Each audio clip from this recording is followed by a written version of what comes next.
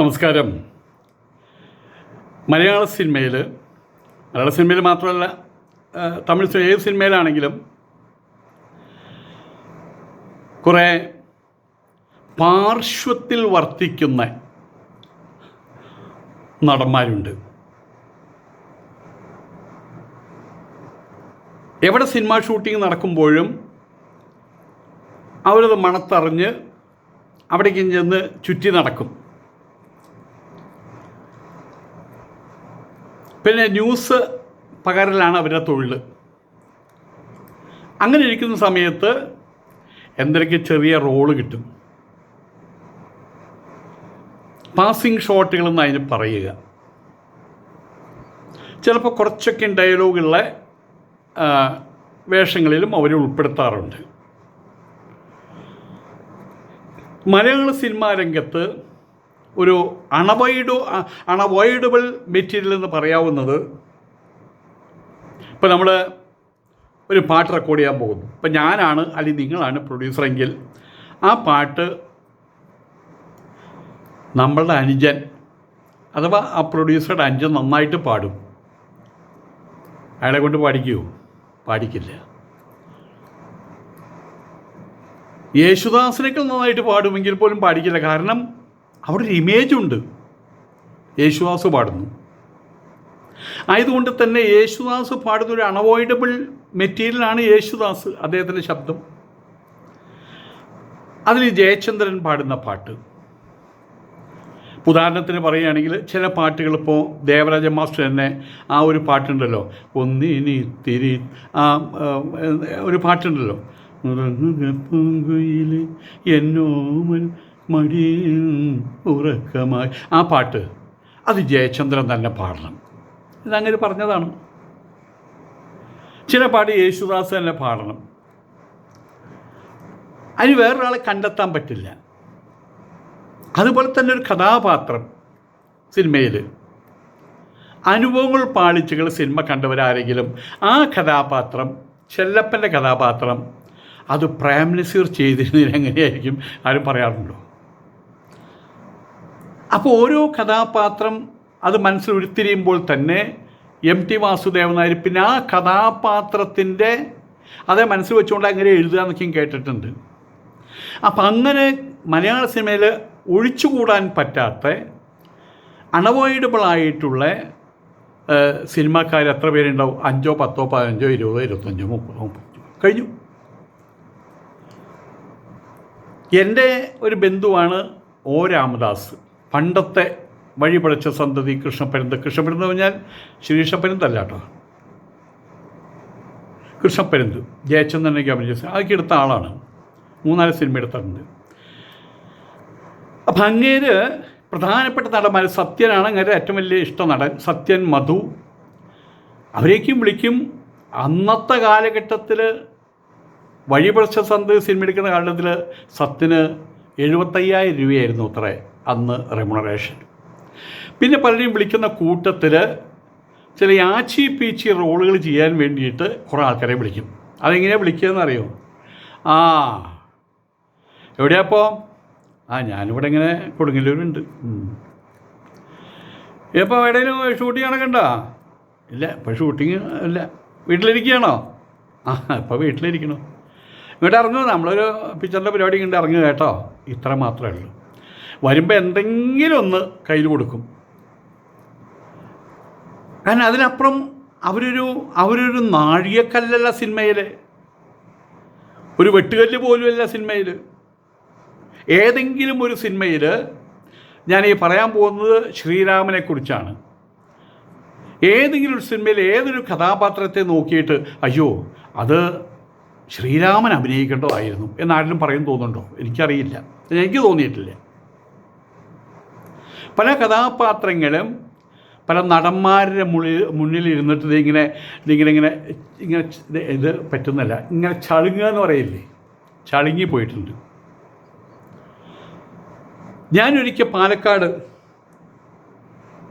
വെച്ചൊരു സിനിമ കാണാൻ പോയി.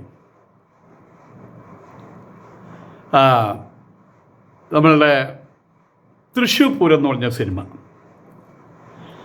ആ സിനിമ കണ്ടപ്പോൾ അതിൽ പ്രധാനപ്പെട്ട വില്ലനായിട്ട് അഭിനയിക്കുന്ന ഒരാളെ അയാളുടെ പരിപാടികൾ കണ്ടപ്പോൾ എൻ്റെ മനസ്സിൽ തോന്നിയതാണ് അയാളുടെ കയ്യിലിരുന്ന ആ കഥാപാത്രം ഇങ്ങനെ ചളിഞ്ഞു പോകുന്നത്, ഞെരുങ്ങി പോകുന്നത്, ചെറുതായിട്ട് പോകുന്നത് തോന്നി കഥാപാത്രം. അത് പിന്നെ എൻ്റെ പാത്രം, ഞാനങ്ങനെ അതിനെക്കുറിച്ചൊന്നും വിലയിരുത്താൻ പറ്റുന്ന ആളല്ലോ. പക്ഷേ പിന്നീട് പല റിവ്യൂകളിലും സ്വകാര്യ സംഭാഷണങ്ങളിലും ഇതേ കാര്യം തന്നെ ആവർത്തിച്ച് കണ്ടു. തൃശ്ശൂർ പൂരം നല്ല സിനിമയായിരുന്നു, ആ സിനിമയുടെ ഒരേ ഒരു കോട്ടം അതിലെ വില്ലനായിരുന്നു എന്ന്. ആ കഥാപാത്രം ചളിഞ്ഞു പോയി എന്നുള്ള എൻ്റെ അഭിപ്രായം ശരിവെക്കുന്നതായിരുന്നു മറ്റുള്ളവരുടെയും അഭിപ്രായം. അയ്യപ്പനും കോശിയും എന്ന സിനിമ കണ്ടപ്പോൾ എനിക്ക് തോന്നിയൊരു കാര്യമാണ് പറയണത് കേട്ടോ. അതുപോലെ ആവണമെന്നില്ല എൻ്റെ അഭിപ്രായം. അതിലെ അയ്യപ്പൻ നായർ എന്ന കഥാപാത്രം, ആ കഥാപാത്രത്തെ ഇനി ലോകത്തിൽ ആര് ചെയ്താലും ആ കഥാപാത്രത്തെ വിജയിപ്പിക്കാൻ കഴിയില്ല ബിജു മേനോനല്ലാതെ. അതൊരു അഭിനേതാവിൻ്റെ മിടുക്കാണ്. അതിൽ അന്തർലീനമായിട്ടുള്ള ഒരു ശക്തിവിശേഷമാണ്. അങ്ങനെ മിടുക്കൊന്നുമില്ലാത്ത കുറേ സിനിമാക്കാരുണ്ട്, അവർ നടന്മാരെന്നൊന്നും പറയാൻ പറ്റില്ല. മുഖത്ത് സിമൻ്റ് ഇട്ടിട്ട് മുഖം ചലിപ്പിക്കാനാവാതെ നടക്കുന്ന ആളുകൾ. ഇവരൊക്കെ എന്ത് ചെയ്യുന്നറിയാമോ?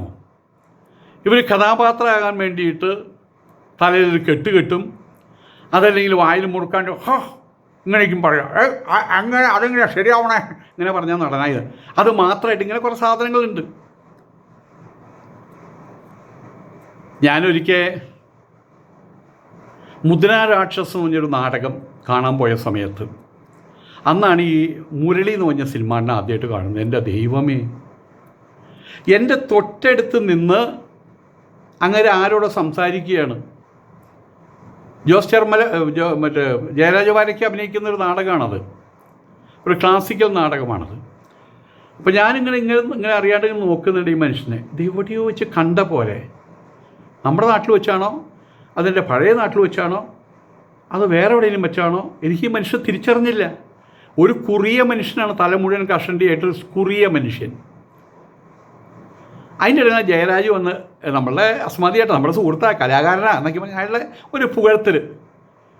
അപ്പോൾ ഞാൻ ഓക്കെ എന്ന് പറഞ്ഞു. അപ്പോൾ ഞാൻ ജയരാജ് വാര്യരോട് എന്തോ ചോദിക്കാൻ ഇദ്ദേഹം ഇപ്പോൾ ആരാണാവോ എന്ന് ചോദിക്കാൻ ഇങ്ങനെ വരുമ്പോഴേക്കും പറഞ്ഞു, മുരളിയേട്ടെന്നൊരു വിളിക്കണേട്ടപ്പോൾ ആജ മുരളി എന്ന് മനസ്സിലാവുന്നത്. പക്ഷെ അദ്ദേഹം ഒരു കഥാപാത്രം ഏറ്റെടുക്കുമ്പോൾ ആ മുഖത്ത് മിന്നിമറയുന്ന ചില വികാരങ്ങൾ എന്നെ അത്ഭുതപ്പെടുത്തിയിട്ടുണ്ട്. നെടുമുടി വേണു, അങ്ങനെയുള്ള ആളുകൾ, അങ്ങനെ നിരവധി ആൾക്കാരുണ്ട്. ഇതിലൊന്നും ഈ സാധനം, ഈ ശ്രീരാമൻ ഇതിലൊന്നും പെടുന്നില്ല വാസ്തവത്തിൽ. അങ്ങനെ ഒരു നടൻ എന്ന് പറഞ്ഞ കാറ്റഗറിയിൽ പെട്ട ഒരാളാണ് ശ്രീരാമൻ എന്ന് എനിക്ക് തോന്നിയിട്ടില്ല. മലയാള സിനിമയിലായാലും ഒരു നാഴികക്കല്ലും അല്ല, ഒരു വെട്ടുകല്ലും അല്ല എന്നുള്ളതാണ് സത്യം. സമൂഹത്തിൽ ഒരു സാധാരണ മനുഷ്യൻ എന്നതിനപ്പുറം ഇത്രയും കാലമായിട്ട്, എത്ര കാലമായി സിനിമയിൽ അഭിനയിക്കാൻ തുടങ്ങിയെന്ന് അറിയാമോ? ഇത്രയും കാലമായിട്ട് ഒരു സാധാരണ ഒരു മാട്ട നാടകക്കാരൻ എന്നതിനപ്പുറമുള്ളൊരു കാറ്റഗറിയിലേക്ക് ഉയരാൻ ഈ മനുഷ്യന് കഴിഞ്ഞിട്ടില്ല. പക്ഷെ അതേ സമയത്ത് ഇയാളുടെ ഒപ്പം അഭിനയിച്ച കൊച്ചു വേഷങ്ങൾ അഭിനയിച്ച ആൾക്കാരെ എത്രയോ കയറിപ്പോയി. ഇപ്പോൾ പുതിയ പിള്ളേരൊക്കെയും കിടന്ന് ഇടി മിന്നലാണ്, ജെൻസി പിള്ളേർ. ഇപ്പോൾ ഇയാൾ കാണിച്ചത് പുലിക്കളി ശരിയല്ല. പുലിക്കളി കാണുമ്പോൾ അറയ്ക്കുന്നു. ഒരു നടൻ എന്നുള്ള നിലയ്ക്ക് ഇയാളെ നോക്കുമ്പോൾ എനിക്കും അറപ്പ് തോന്നാറുണ്ട്. അത് തെങ്ങ് കയറ്റ തൊഴിലാളിയോ, അത് മോശമൊന്നുമല്ല, നിസ്സാരമൊന്നുമല്ല, ഭയങ്കര വായുബലം വേണം. അതുകൊണ്ട് ആ വാക്ക് ഞാൻ എടുത്ത് മാറ്റുന്നു. ഏതെങ്കിലും ഒരു ഇളിപ്യൻ പരിപാടി തേക്കുംകാട്ടിൽ പലരും ഉണ്ടല്ലോ, കൂട്ടിക്കൊടുപ്പുകാർ. അപ്പോൾ അങ്ങനെയുള്ള എന്തെങ്കിലുമൊക്കെ ആണെങ്കിൽ ഇയാളെ നമുക്ക് മിടുക്കൻ, ഈ ജോലി അയാൾക്ക് പറ്റിയതെന്ന് പറയാം. നടൻ എന്നുള്ള നിലയ്ക്ക് ഇയാളെ കാണുമ്പോൾ അറപ്പും വെറുപ്പും ഞാൻ തോന്നുന്നത്, എനിക്കും തോന്നുന്നത്. ഇയാൾ പറയുന്നത് ഇയാൾക്ക് പുലിക്കളി കാണുമ്പോൾ അറപ്പും വെറുപ്പും തോന്നുന്നു എന്ന്. ഞാൻ കോളേജിൽ പഠിക്കുന്ന സമയത്ത് അവിടെ പല രൂപത്തിലും പല ഭാവത്തിലും ഉള്ള കുട്ടികൾ, കഴിവ് തെളിക്കുന്ന കുട്ടികളെ ഞാൻ കണ്ടിട്ടുണ്ട്. ഇപ്പോൾ ഹോക്കി കളി എഡ്വിൻ തോമസ് എൻ്റെ ഒരുമിച്ച് പഠിച്ചിരുന്നതാണ്. അതുപോലെ സി വിജയൻ, ശ്രീ അച്യുതമേനൻ്റെ മരുമകൻ, അവരൊക്കെയും സ്പോർട്സിൽ അത്യുന്നതന്മാരാണ്. പാട്ട് പാടുന്നതിൽ അത്യുന്നതന്മാരുണ്ട്. ഹിരണ്യൻ എന്ന് പറഞ്ഞ കവിയാണ് അവിടെ പഠിക്കുന്ന സമയത്ത് അവിടെ കവിത എഴുതിയിരുന്നത്. ഇങ്ങനെ പല രൂപത്തിലും പല ഭാവത്തിലും പാട്ട് പാടുന്ന ആൾക്കാർ, സുന്ദര കുട്ടപ്പന്മാർ, പഠിപ്പാളികൾ, ഇതൊന്നുമില്ലാത്ത പിള്ളേർ എന്ത് ചെയ്യുന്നറിയാമോ? ഒരു ഇത്രയും മൂന്നര കത്തിയും കൊണ്ടുവന്ന് കുറച്ച് കഞ്ചാവ് അടിച്ചിട്ട് ഏതേടെ എന്നൊക്കെ ചോദിച്ച് നടക്കും. അടിയും കിട്ടും. ചിലപ്പോൾ സ്കൂളിൽ നിന്ന് കോളേജിൽ നിന്ന് പുറത്താക്കുകയും ചെയ്യും. അപ്പം കാടിനകത്ത് പ്രധാനപ്പെട്ട അതിൻ്റെ സൈക്കോളജിയാണ് പറയുന്നത്. കാടിനകത്ത് സിംഹം ഗർജിക്കും, ആന ട്രംപറ്റ് മറ്റേ ആന ചിഹ്നം വിളിക്കും, കുയിൽ പാടും, മാൻകുട്ടികൾ അവരുടെ സൗന്ദര്യം കൊണ്ട് ആളുകളെ ആകർഷിക്കും. ഇതൊന്നുമില്ലാത്ത കുറുക്കൻ എന്ത് ചെയ്യും? തന്നെ അവനതേ കഴിയൂ. സ്വയം നഗ്നനാകുക, സ്വയം മിളിഭ്യനായി മാറുക. നമ്മളെ കണ്ടിട്ടില്ലേ, സ്ട്രീക്കിങ് നടത്തുന്ന ആൾക്കാരെ കണ്ടിട്ടില്ല? എന്തിനു വേണ്ടിയിട്ടാണ്? തുണിയൊക്കെ തുണി കംപ്ലീറ്റ് അഴിച്ചിട്ടിട്ട് ടൗണിൽ കൂടെ ഓടുക. അപ്പുറത്തെ എത്തുമ്പോൾ ഈ പോലീസ് പിടിക്കും, നാട്ടുകാരും പിടിക്കും, നല്ല ഇടിയും കിട്ടും, പോലീസുകാരെ വേറെ ഇടി കിട്ടും, കേസ് വേറെ. നലന്ത പിറ്റേ ദിവസം പത്രത്തിൽ സ്ട്രീക്കിങ് നടത്തി, ആ ഭാഗം മാത്രം കറുപ്പ് അടിച്ചിട്ടവനെ അങ്ങനെ കാണിക്കും. ഇന്ന കോളേജിൽ പഠിക്കുന്ന ഇന്ന പയ്യൻ അവിടെ സ്ട്രീക്കിങ് നടത്തി. അവനത് മതി, അവന് വേറെ ഒന്നിനും കഴിവില്ല. നമ്മൾ പെറ്റപ്പോഴും ഡാക്കറ്റർ വന്നല്ല എന്ന് പറഞ്ഞ ആ കഥ വായിച്ചവർക്ക് അറിയാമത്, വൈക്കം മുഹമ്മദ് എന്ന് പറഞ്ഞ പോലെ നമ്മളീ പാപ്പത്താൾ അറിഞ്ഞല്ല. ഇതാണ് ഈ ഗണേശന് ആവശ്യമുള്ളത്. ഇതിനൊക്കെ വേണ്ടിയിട്ടാണ് ക്രിയേറ്റീവായിട്ടൊന്നും ചെയ്യാൻ കഴിയാത്ത സാഹചര്യങ്ങളിൽ ഇത്തരം മ്ലേച്ഛത്തരങ്ങൾ, വിഡ്ഢിത്തരങ്ങൾ, വൃത്തികേടുകൾ കാണിച്ചിട്ടെങ്കിലും ഞാൻ ചത്തിട്ടില്ല എന്ന് തെളിയിക്കുക. അതിനുള്ള ശ്രമമാണ് ഇപ്പോൾ ഈ കാണിക്കുന്നത്. ഇയാളേക്ക് ആരോ ഓർമ്മിച്ച് വയ്ക്കുന്നത്.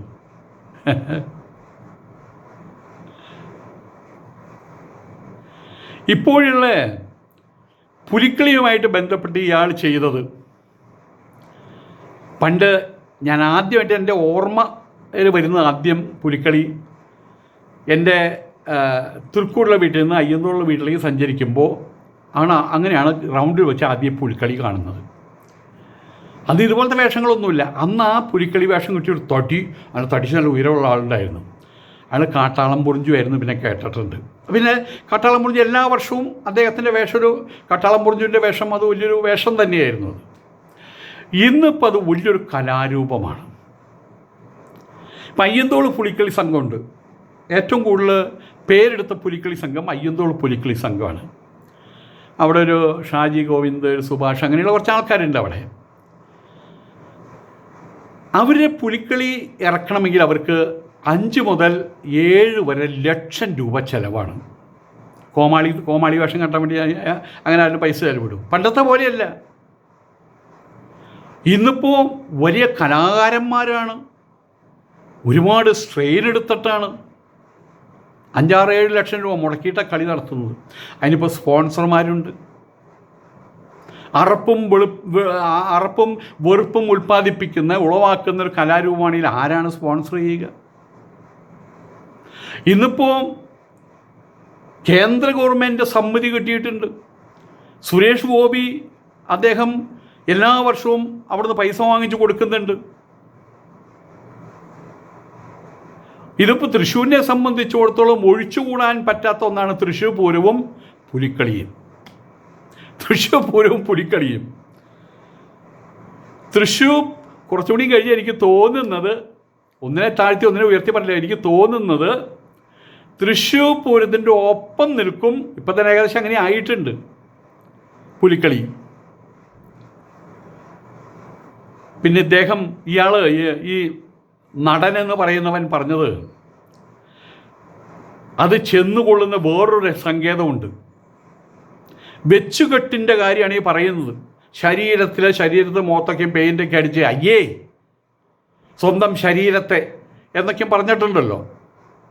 അതെവിടെ ചെന്ന് കൊള്ളണേന്നറിയാമോ? ഇപ്പോഴും എൻ്റെ ദൈവമേ, ഗോപിയാശാൻ ഇപ്പോഴും അവിടെ ജീവിച്ചിരിപ്പുണ്ട്. അങ്ങനെയൊന്നും കേൾക്കണ്ട.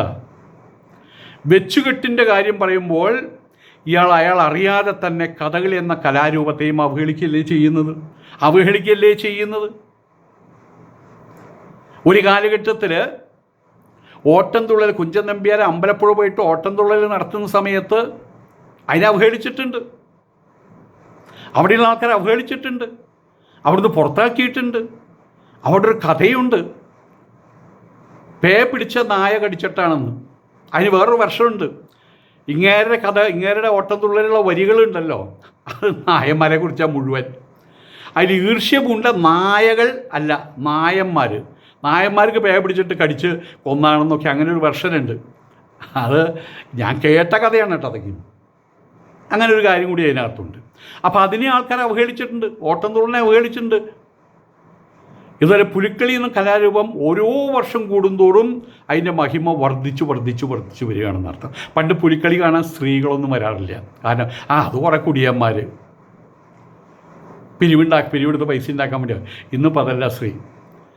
ഇന്നിപ്പോൾ മുന്നിട്ടിറങ്ങുന്ന സ്ത്രീകളാണ്. സ്ത്രീകൾ പോലും വേഷം കിട്ടുന്നു, ഇംഗ്ലീഷുകാർ സ്ത്രീകൾ വേഷം കിട്ടുന്നു. സ്ത്രീകൾ, പഠിപ്പും പാസ്സുള്ള സ്ത്രീകൾ വരെ വേഷം കിട്ടുന്നു. ആ സ്ത്രീകളുടെ എണ്ണം വർദ്ധിക്കുന്നു, വേഷം കിട്ടുന്ന സ്ത്രീകളുടെ എണ്ണം വർദ്ധിക്കുന്നു.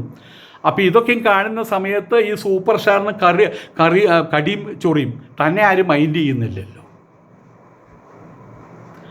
മോഹൻലാൽ അല്ലെങ്കിൽ മമ്മൂട്ടി, അത് ഇപ്പോഴത്തെ പുതിയ നടന്മാരെ പേരെനിക്കറിയില്ല, അവർ തൃശ്ശൂർ ഫുട്പാത്തിലൂടെ ഒന്ന് നടന്ന് കാണിക്കട്ടെ. ആൾക്കാർ വന്ന് മാന്തിപ്പറിക്കുന്നത്, അയ്യോ ദേ ലാലേട്ടൻ എന്ന് പറഞ്ഞിട്ട്. ഇയാളെ വഴിക്ക് പോകുമ്പോഴോ ഒരു പട്ടി ഇയാളെ തിരിച്ചറിയില്ല, ഒരു പട്ടിയും തിരിച്ചറിയില്ല. ഇതൊക്കെ അവരൊരു മനസ്സിലാക്കണം. ഞാൻ യേശുദാസിനേക്കാൾ നന്നായിട്ട് പാടുന്ന ഒരാളെന്ന് ആർക്കറിയാം? ഞാൻ യേശുദാസിനേക്കാൾ നന്നായിട്ട് പാടുന്ന ആളാണ്. അറിയുന്ന ഒരാളുണ്ട് കേട്ടാ, അമ്പമ്പട എന്ന് എൻ്റെ പാട്ട് കേട്ട് പറയുന്ന ഒരാളുണ്ട്. ഞാനിരിക്കുന്നതിൻ്റെ ആ എതിർവശത്ത് ഒരു വലിയ ഡോറുണ്ട്, അത് ടോയ്ലറ്റിലേക്കുള്ള ഡോറാണ്. അതിലങ്ങോട്ട് കയറിക്കഴിഞ്ഞാലുണ്ടല്ലോ പാട്ടങ്ങൾ ആരംഭിക്കും. എന്നിട്ട് ഞാൻ എന്നെ തന്നെ പറയും അമ്പമ്പട എന്ന്. പുറത്ത് വന്നിട്ട് ഇന്നേ വരെ ഒരു സ്റ്റേജിൽ പാടാൻ പറഞ്ഞിട്ട് ഞാൻ പാടിയിട്ടില്ല. കാരണം അതല്ല എൻ്റെ പാട്ടെന്നൊക്കെ പറഞ്ഞാൽ എവിടെ കിടക്കുന്നു. നമ്മൾ ഈ പറഞ്ഞ വേണം പാവാട വേണം എന്നൊക്കെ പാടാൻ അതിന് മാത്രമുള്ള ആൾക്കാരല്ലേ വാസ്തവത്തിൽ ഈരടികൾ പാടാൻ വേണ്ടിയിട്ട്. അത് നമ്മൾ മനസ്സിലാക്കുന്നത് കൊണ്ട് നമ്മൾ എന്ത് ചെയ്യുന്നു, നിൽക്കേണ്ടടുത്ത് നിൽക്കുന്നു. പിന്നെ പ്രശ്നമില്ലല്ലോ. ഇവിടെ ഒരു നടൻ എന്നുള്ള നിലയ്ക്ക് ഇത്രയും കാലമായിട്ടൊരു അടിയെങ്കിലും ഉയരാൻ ഇയാൾക്ക് കഴിഞ്ഞില്ല എന്നുള്ളതിൻ്റെ ഈർഷ്യ. എന്തിനാണ് ഈർഷ്യ? ആരുടെ ഈർഷ്യ? നാട്ടുകാരോട്. പിന്നെ വേറൊരു കാര്യം എന്താണെന്ന് വെച്ച് കഴിഞ്ഞാൽ, ഈ രീതിയിൽ ഓരോ വർഷവും പൂർവാധികം ഗംഭീരമായിട്ട് മേലോട്ട് ഉയർന്ന ഈ കലാരൂപത്തെ ഒന്ന് അവഹേളിച്ചു കഴിഞ്ഞാൽ 10 ആളുകൾ ഇങ്ങനെ പറയും, ഇയാളെപ്പോഴും ജീവിച്ചിരിപ്പുണ്ടല്ലേ, ചത്തട്ടില്ലേ എന്ന്. എങ്ങനെ? യേശുദാസ് നന്നായിട്ട് പാടും. ഞാൻ 10 ആൾ കൂടുമ്പോൾ നിൽക്കുമ്പോൾ യേശുദാസ് നന്നായിട്ട് പാടും, ആരും മൈൻഡ് ചെയ്യില്ല. അതങ്ങനെയാണല്ലോ. തീരെ ചൂടുണ്ടെന്ന് പറഞ്ഞാൽ ആരും മൈൻഡ് ചെയ്യൂ. നേരെ വെച്ച് യേശുദാസ് എന്തെങ്കിലും പാട്ടറിയൂ എന്ന് പറഞ്ഞാൽ ആൾക്കാർ ശ്രദ്ധിക്കും, എന്തെങ്ങനെ പറയണേന്ന്. അതൊരു എളിപ്യം പരിപാടിയാണ്. ഇതുപോലെ ഇപ്പോഴത്തെ സാഹചര്യത്തിൽ പുലിക്കളി എന്ന് പറയുന്ന ഓരോ വർഷവും കൂടുതലായിട്ട് ഉയരങ്ങളിലേക്ക് പോകുന്ന ഈ കലാരൂപത്തെ അവഹേളിച്ചാൽ ഇയാളെ ആൾക്കാരൊന്ന് ശ്രദ്ധിക്കും. അതിനു വേണ്ടിയിട്ടുള്ള മ്ലേച്ഛമായിട്ടുള്ളൊരു പ്രസ്താവനയാണ് ഇയാൾ നടത്തിയത്. ഉടുതുണി ഊരിക്കളഞ്ഞിട്ട് സ്വയം നഗ്നനായിട്ട് പെരുവഴിയിലൂടെ ഓടി, എന്നിട്ട് നാട്ടുകാർ ഇവിടെ ആയി എന്ന് പറഞ്ഞ് അതിൽ ഊറ്റം കൊള്ളുന്ന ആൾ, ആസനത്തിൽ ഒരാൾ മുളച്ചാൽ എന്ന് പറയില്ലേ, ആരവസ്ഥ. ഒരു നാറി, അല്ലാണ്ട് ഇപ്പം എന്താ ഇതിലേക്കും പറയുക. നമസ്കാരം.